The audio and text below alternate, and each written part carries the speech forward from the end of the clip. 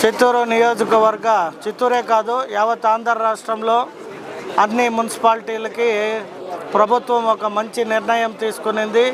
శ్రీ నారా చంద్రబాబు నాయుడు గారు municipal tax ఏదైతే 100% కట్టాల్సి ఉండిందో దాంట్లో 50% డిడక్షన్ చేసి 50% కడితే చాలని ఒక మంచి నిర్ణయాన్ని ప్రజల కోసం నారా చంద్రబాబు నాయుడు గారు నిన్ననే ప్రవేశపెట్టారు. కాబట్టి మా చిత్తూరు మున్సిపల్ ప్రజల తరపున ప్రత్యేక ధన్యవాదాలు తెలియజేసుకుంటున్నా.